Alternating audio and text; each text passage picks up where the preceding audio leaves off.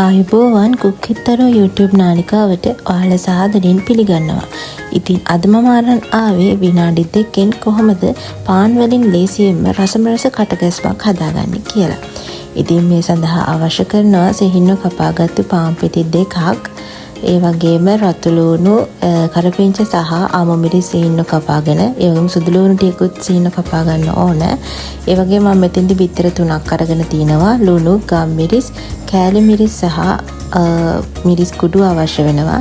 ඉතින් මම මේ වෙලාවේදී ලුණු වලින් තේ හැඳි භාගයක්, ඒ වගේම ගම් මිරිස් කුඩු තේ හැඳි භාගයක්, කෑලි මිරිස් වලින් තේ හැඳි භාගයක් සහ මිරිස් කුඩු වලින් තේ හැඳි භාගයක් මේකට එකතු කර ගන්නවා.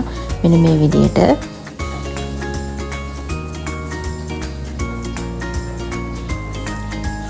ඉතින් ඔයගොල්ලෝ සැර වැඩියෙන් කන්න කැමති කෙනෙක් නම් මේ මම එකතු කරන ප්‍රමාණයන් ඔයගොල්ලන්ට රසය අනුව එකතු කරගන්න පුළුවන්. ලුණු එහෙමත් ඔයාලට රසය අනුව එකතු කරගන්න. ඊට පස්සේ මෙන්න මේ විදිහට මම මේක හොඳින් මික්ස් කරනවා. මේ බිත්තර ටික සහ 3-5 ටික මෙහිම හොඳට මික්ස් වෙනකම් මම මේක හොඳින් හැන්දෙන් හොඳට මික්ස් කරගන්නවා.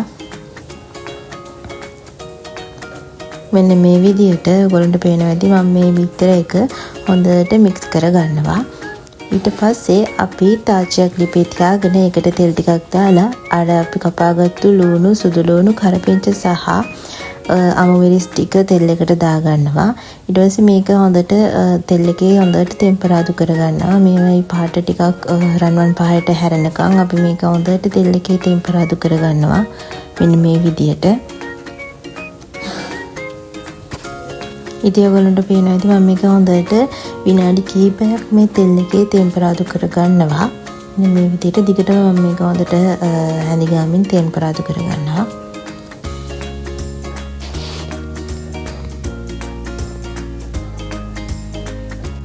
ඉතින් මේ වෙලාවේ මම මේ කපාගත්තු පාන් කෑලි ටික මේකට එකතු කරගන්නවා. ඊට පස්සේ මේක හොඳට ටෙම්පරාදු කරගන්නවා. මේ ලුණු සහ අමු මිරිස්, කරපිංචා ඒ ලාභ මිශ්‍රණයත් එක්ක මේක හොඳට කවලම් කරමින් මේ තැටිය අපි හොඳට මේක ටෙම්පරාදු කරගන්නවා.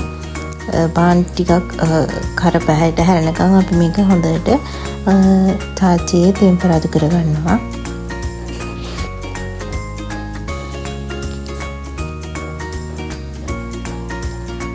මෙන්න මේ විදිහට පාන් කෑලි ටික හොඳට ටෙම්පරාදු කරගත්තට පස්සේ මම මේකට අපි හදාගත්තු බිත්තර මිශ්‍රණය දාගන්නවා.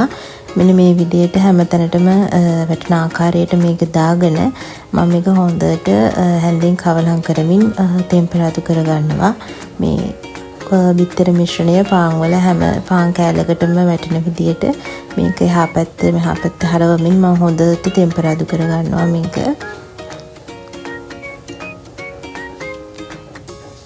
ඉතින් දැන් මේ ඔයාලට පේනවා ඇති මේක ඉතාමත් ලස්සනට අපේ තාච්චියේ හොඳට ටෙම්පරාදු වෙනවා. ඉතින් මේක ඇත්තටම ඉතාමත් රසවත් කෑමක්. ඉතාම ඉක්මනින් හදාගන්න පුළුවන් ලේසියෙන්ම.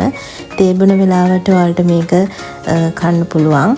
ඒ වගේම අපිට මේක කොත්තුවක් පාන් කොත්තුවක් විදියටත් හදාගන්න පුළුවන්. අපිට මේ ඇඩ් කරන දේවල් වැඩි කරලා, ඒ කියන්නේ අපිට සෝස් වර්ග ඇඩ් කරන්න පුළුවන්. සෝයා සෝස්, ඔයිස්ටර් සෝස් සහ තක්කාලි සෝස් එකතු කරන්න පුළුවන්.